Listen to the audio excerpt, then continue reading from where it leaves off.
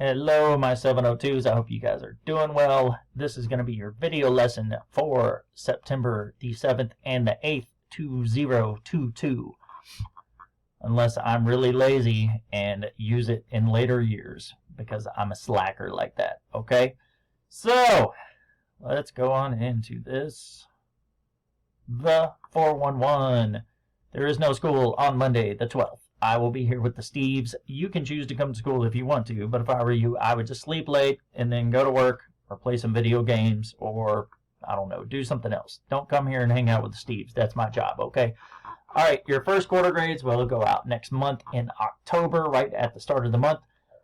Seniors, I need to give you all some information on the Nevada Promise Scholarship. It is something that will cover tuition and class fees, and is fully transferable between Nevada system of higher education schools. So it is good at these 4 schools here. You guys are familiar with CSN. Those of you that want to leave Las Vegas but still get in-state tuition, and I would very, very much encourage you to take advantage of this scholarship. You could go to Truckee Meadows Community College. It is essentially the CSN of Reno. So you're living outside of Reno, but you're still getting in-state tuition. Western Nevada College is in Carson City. That's a little bit south of Reno. And then you have Great Basin College in northeastern Nevada in Elko, okay?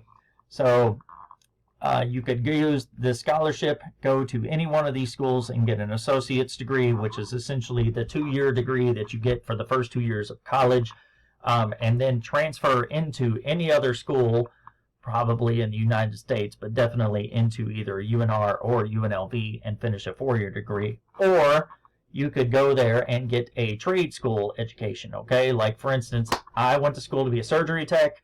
It was a good opportunity, but it cost me a lot of money. It cost me like $7,000, okay? But trade school is definitely a good way to go if you don't want to go to traditional college. However, here in Nevada, we don't have a lot of specific trade schools. A lot of trade school education is offered through these community colleges, okay? For example, if you are looking into going into nursing, you could get an Associate of Applied Science degree at CSN, okay? You could become a dental hygienist. You could get a degree, an Associate of Applied Science degree or a Certificate of Achievement in Automotive Mechanics. That is something that they offer here at CSN. They probably offer it at Truckee Meadows Community College as well. For instance, here's the Automotive Technology. You could go there and get something in HVAC, air conditioning, okay? Any one of these trade education programs I'd highly recommend because they will always be in demand and you can use them anywhere, okay? So you could use the Nevada Promise Scholarship, go to one of these 4 schools and get a trade school education. All right, so don't just think of these as you have to go to them and go to traditional college for 4 years and get a degree in something like, I don't know, psychology or math or something. You could go to one of these schools and get a trade school education and have something stable to rely on for the rest of your life wherever you live, okay? And this would basically, for the most part, completely pay for it. So if you are interested in this Nevada Promise Scholarship, see me or Assistant Principal Smith, and we can give you more information on how to apply for it. All right. So seniors, the window is open till October the 31st to apply for this. It is open right now. Sophomores and juniors, you guys need to keep this in mind so you can apply for it next year. All right. So everybody else, or excuse me, everyone, repeat and listen after me. Repeat after me and listen to me. Put your phone down, teenager. You nomophobic teenagers. Nomophobia, the fear or addiction of being away from a mobile device. All right. The next day you are in class, which will be September the 9th or the 13th, you will take a test. I make you say this out loud. Say that right now. Right there. Say that. Yep. Because all of you are going to come in and be like, what? We have a test? Yes, that's why I have you say it out loud. Then say this. It's going to be a dream come true because I will be given everything I need right now today to completely whip the smack out of this test because I will be prepared. Okay?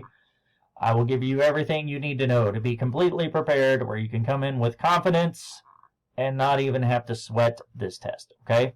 All right, so we're going to review a few key things to get prepared for this test.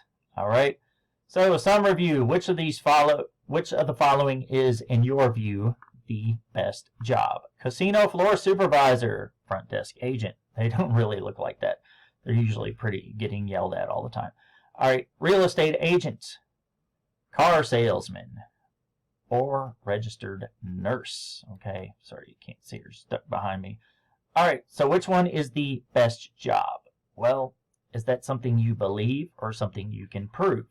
All right, well, if we got really nuanced and we based it on something like, well, being a car salesman is the best job if you want to be in the automotive industry, okay? That's something you can prove if you want to get really nuanced. However, just in general, which one's the best job? Well, it depends on who you ask and what their life circumstances are, etc. ... Okay, so that's something we believe, not something we can prove, okay? However, moving forward, within these subjects, which are all physical science, math, biology, physics, chemistry, and of course what you are in right now, Earth/geoscience. Do we base what we study, is it based on what we believe or what we can prove? Well, it's based on what we can prove, okay? For instance, in math, what is 5 plus 4? 9, okay? Is that something you believe or something you can prove, okay? The chemical reaction, combustion reaction, we'll actually just use the one in a car where you have gas and oxygen going in and out comes, or excuse me, we'll say methane and oxygen going in and out of the exhaust comes carbon dioxide and water. Well, that's something we can prove, not something we believe, okay? So remember the difference in science and math. It's not about what you believe, it's about what you can prove, okay? All right, so we are going to watch this video real quick on the origins of the elements, and then we will move forward. Yes, I know a lot of you right now are thinking, I will pick up my phone and just daydream through this. I mean, you can do that. It's your choice. However, you could perhaps see something on your test that comes out of this video, and it may be to your benefit to choose to pay attention. All right, here we go. You've almost certainly seen a periodic table of the elements, but have you ever wondered where those elements came from? To understand their origin, first we have to look at what defines an element. An atom is made up of positively charged protons and neutral neutrons in a nucleus, surrounded by negatively charged electrons. The number of protons in the nucleus defines an element, but a single element may have atoms with a varying number of neutrons. These are called isotopes, and though these are all still the same element, they vary in their stability. Some nuclei are stable and require large amounts of energy or bombardment by other particles to transform into different elements or isotopes. Other nuclei are inherently unstable and will spontaneously decay. We begin our story with the Big Bang. As the universe expanded and cooled, the sea of fundamental particles began to coalesce, forming the first protons. And a proton is the nucleus of the first element on the periodic table, hydrogen. In the first few minutes, a few more nuclear reactions occurred to create some helium and very tiny amounts of lithium. At this point, synthesis of larger elements was put on hold, until the inhomogeneity of the universe led to the formation of stars, which could become hot enough to allow for further reactions. Many stars start off small, and are fueled by their ability to fuse hydrogen into helium, much like our own sun. Once their hydrogen fuel has been used up, stars which are massive enough go on to fuse together larger elements, while they themselves increase in size and temperature. But there is a limit to a star's ability to fuse smaller elements into larger ones. When small nuclei are fused together, the nuclear reaction releases energy, supplying the pressure needed to keep a large star from collapsing onto itself. But we reach a problem when a star forms iron-56. The nucleus of this isotope of iron is the most stable nucleus in nature, meaning that it can't be fused further to fuel a star. In other words, stellar nucleosynthesis halts at iron. At this point, the star has no energy to overcome gravity, causing it to implode and then rebound to explode in what we call a supernova. During a supernova, intense amounts of heat and gamma rays are produced. These gamma rays go on to break apart some iron nuclei into, among other things, copious amounts of neutrons. Intact iron then acts as a seed, capturing these neutrons and then decaying into new, heavier elements. Some of these new elements can even undergo nuclear fission to produce other ones. This process in a supernova is a primary one responsible for creating every element past iron, all the way up to plutonium. And since it is an explosion, all of these atoms are sent flying throughout the universe. But that still leaves a few more elements. Backtracking a bit, lithium, beryllium, and boron are not made in large quantities in stars. That's because these elements tend to be used up almost as soon as they are synthesized. Instead, they're made primarily by cosmic ray spallation, a process where high-energy particles collide with carbon, nitrogen, and oxygen, removing nucleons to yield these three smaller elements. And finally, every element larger than plutonium was made synthetically by scientists, though plutonium itself and a few smaller ones can also be man-made. In the end, all of these processes are responsible for creating every atom in the universe, including the ones that make up you and me and the entire Earth we live on. Now, understanding stellar life cycles and nuclear processes can be very complex, and this video just touched on the basics. If you're interested in learning more... Okay, so hopefully you all were paying attention. If you didn't, rewind the video and watch what I told you to pay particular attention to, okay? So what are the first two elements created by the Big Bang? The Big Bang Theory, yes, I know it's a good show, but we're talking about the actual Big Bang, all right? Well, what is in a balloon at a birthday party? Well, most of the time. Helium, all right? What was the large bomb that Russia dropped back in, I can't remember, the 50s or 60s? The hydrogen bomb, okay? So hydrogen and helium, those are the first two elements that were created by the Big Bang. You might want to remember that. Okay, the basics of nucleosynthesis. That is a fancy word we use for where stars make elements. Essentially, stars are factories for fusing new elements, fusing them together to making new things, okay? So stars making elements by nuclear fusion. They can make elements up to iron, okay? Remember iron on the periodic table. After that, everything else is made in what? A supernova. Supernova. It's not just a song by the artist Liz Phair. It is also actually something in space in the life cycle of a massive large star. Not stars like our sun, but massive large stars, okay? So, how are these two elements fused in stars?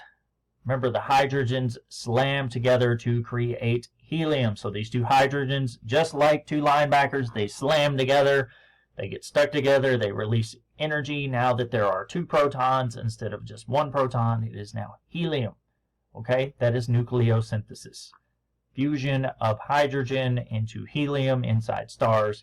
Granted, they fuse other elements too, but for the basics of this course, that's all we're memorizing, okay? Again, your analogy, just remember the two linebackers slamming together. They slam together, their face mask gets stuck, they are now helium, okay? Alright, so in this chart, hopefully you guys remember drawing this.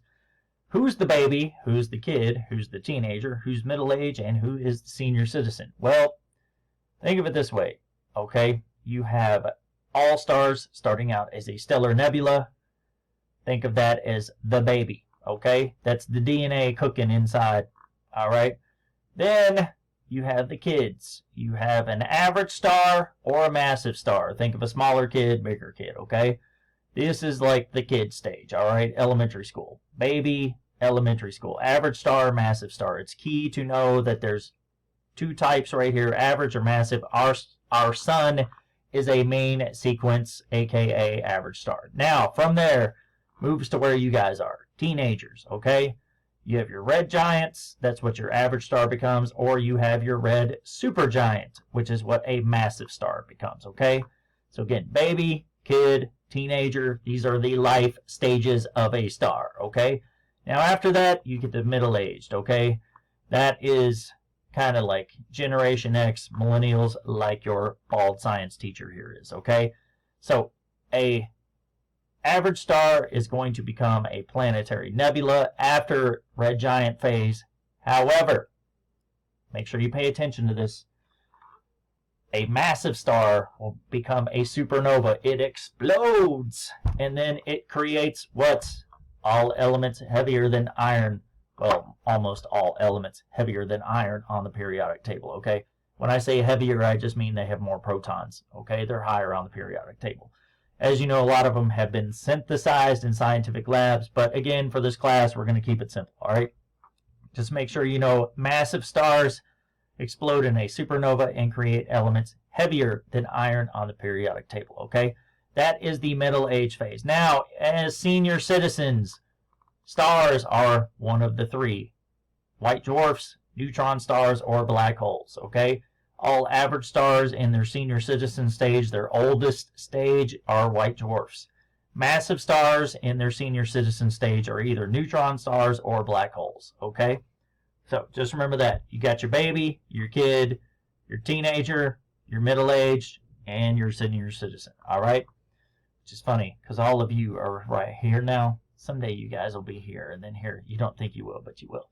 All right, so what do you guys notice that is common in the first stages here? Well, again, this is your DNA cooking, okay? This is the baby stage where all stars start out at. Then they're either average or massive. Then they're either a red giant or a red supergiant, okay? Makes it a little easier to remember, okay? It's only after that that they change up, okay? In the middle-aged and senior citizen stages, all right? So we are going to look at a couple of HR diagrams. This is how you can tell some things about stars. What I need you guys to pay attention to are, there are different groups of stars on here, okay? Different stages. You have your supergiants up here. You have your giants. Remember, these were massive stars. These are your average stars that became giants. All of these stars along this line are main sequence stars, okay? Down here you have your white dwarfs, all right? What do you notice is similar between these two? Well, if you look at this diagram, it's the same thing, HR diagram. You have supergiants, giants, main sequence, and then white dwarfs, okay?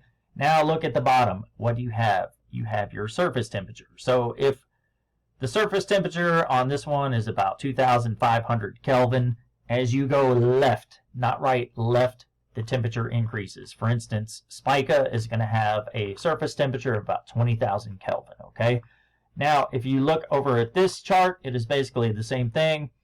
This is Betelgeuse. Over here, it's going to say it's probably, what is that, 35, I don't know, about 3,300-ish Kelvin, okay? I mean, we're going to approximate it the best you can. Yes, these two are a little bit off of each other, but we're not going to worry about the specifics there. We're just trying to learn to read the chart, okay? As you go left, again, it increases. Spica over here is going to be, again, about 20,000 Kelvin. Now, if you look on the left, luminosity, magnitude, in other words, how bright it is, okay? Starts out here and it increases, okay? Now, we'll actually use this one here to look at luminosity.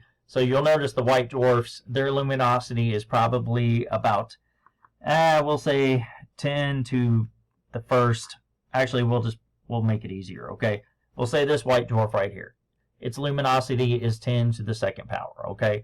Then you get up to the sun, the luminosity, we'll just say, is 1 in solar units, okay? And then when you get up to Spica, the luminosity is going to be 10 to the fourth in solar units, okay? So if I were to ask you, for example, on a test, what is the temperature and luminosity of, we'll say, the sun, okay? Well, you would go down here and you'd say the temperature is about 5,000 Kelvin. The luminosity is 1 in solar units, okay? That's it. That's all it is. It's just reading a graph, okay? All right, next thing. There are 3 subatomic particles we are looking at within atoms. What are they? Well, they're over here on the right. Proton, neutron, electron. Where are they? Proton and neutron are where? In the center, in the nucleus. Electrons are flowing around on the outside, okay? Now, keynote, electrons have a lot less mass than protons and neutrons. Electrons have very, like almost no mass, okay? Just very small mass. What are their charges? Well, proton is positive, neutron is neutral, and electron is negative, okay? Which one is tiny compared to the others? The electron, okay? Again, and which one changes the identity